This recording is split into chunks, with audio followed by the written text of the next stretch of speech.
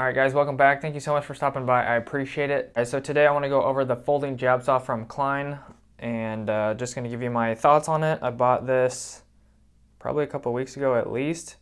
And I want to go over and see if I like it, how I like it compared to the straight blade jab saws, like the ones behind me, the blue one and the black and gray one. So I'm going to open this up real quick and let's jump right in and take a look. Alright, so here we have it out of the package for the first time. Haven't even opened it yet.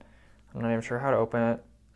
There is a push down button right here, but it looks like you can just pull it out. So this is going to lock into the first position, and then you're going to push it down and lock to the straight position. But it does have really nice grips. It's not like a rubbery plastic, but it is plastic. Alright, so comparing these two knives right here, you will see it is just a tiny bit shorter. Height-wise, this one kind of stands up by itself. This one will not. But you can see it's just ever so slightly shorter than the handsaw, and the blade is about an inch shorter once you line up the blades from bottom to bottom. Just about like that. It's about an inch, maybe inch and a quarter shorter. Not like you need all that blade anyways. It looks like it is made with quality materials. It does have some nice little Torx screws in there, so that's nice and cute. It does have a little key holder right here, or like a keychain holder, so that's kind of cool if you want to use that feature. I don't think I ever would be doing that. You push the button to close it like halfway, and then you push the button again, and then you're gonna want to get your fingers out of there real quick, and then it just kind of snaps down into place. It just kind of floats there. It doesn't really sit on anything. So I don't know, the blade doesn't really seem to sit the most straight. As you can see, it does kind of wiggle around a little bit. So I'm not sure if that's supposed to be dead center, but it's a little bit off.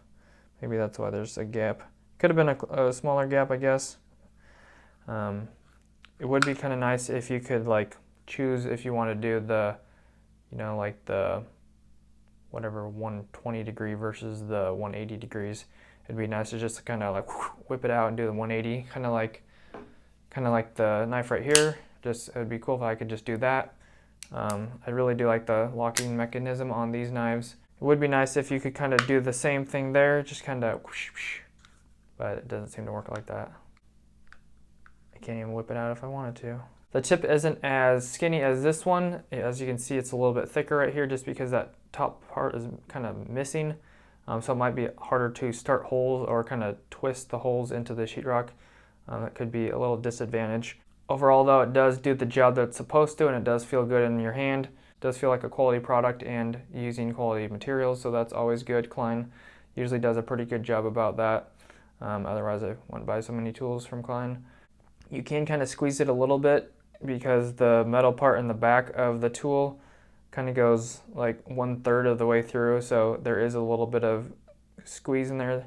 So that's not too bad, but it'd be nice if it was a little bit more solid.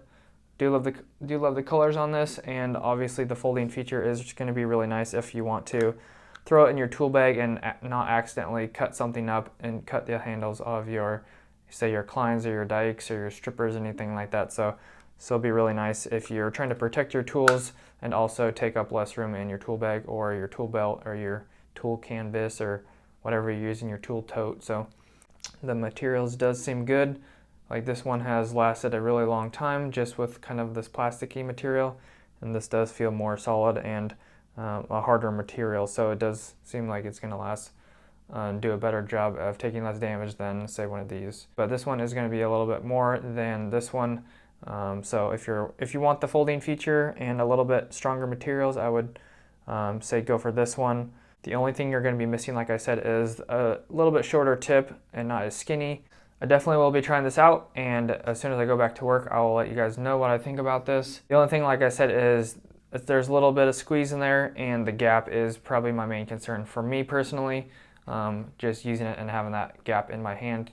But other than that, it's nice, compact, and good quality material, so looks like a good purchase. So anyways, I'm going to be trying it out, and I will be leaving the other knives on my board, and if I end up don't liking it, then you'll see it on the board eventually, and that means that I preferred the old one over this new one. Alright guys, one other dislike I would like to say is because of the gap, I feel like the first time that you use this, you go to cut some sheetrock, all the sheetrock dust is going to fall in this crack, and that could get really annoying.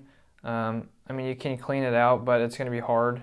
So that's just one thing to be aware of. If you're using this, it could get full of sheetrock dust. I mean, these are meant for sheetrock, so they're going to get dirty, but I feel like this is unfortunate that it's probably going to get a bunch of dust stuck in there. So just want to throw that out there if that's something that concerns you. And also on the bottom, it is a little bit softer than the other jab saws, so if you go to hammer this to stab it into the wall, it could possibly take some damage. Another thing to keep in mind. Alright, so if you had to ask me which one would I buy, it really just depends on which situation that you are going for. Personally, like I said, I usually keep my jab saw on the outside of my tool belt, so switching it up and putting it into a pocket or a pouch might be a little bit different. I really don't have that much extra room inside of my tool belt, but I'll try it out. I'll throw it in a pocket and see how that does, but it would be more appropriate to put the foldable jab saw into a tool tote or a tool bag. I think it would be a lot better if that's the scenario that you're going for. I would 100% recommend the foldable jab saw just because it shortens it up. It's a lot easier to take out and put in and less damage to other tools if you're going to share a pouch or something like that. So those are my thoughts on it. I'll let you guys decide which is appropriate for you. As always, thank you so much for watching. I appreciate it. Hopefully you enjoyed, and I'll catch you guys in the next one. God bless. Have an awesome rest of your day. Peace.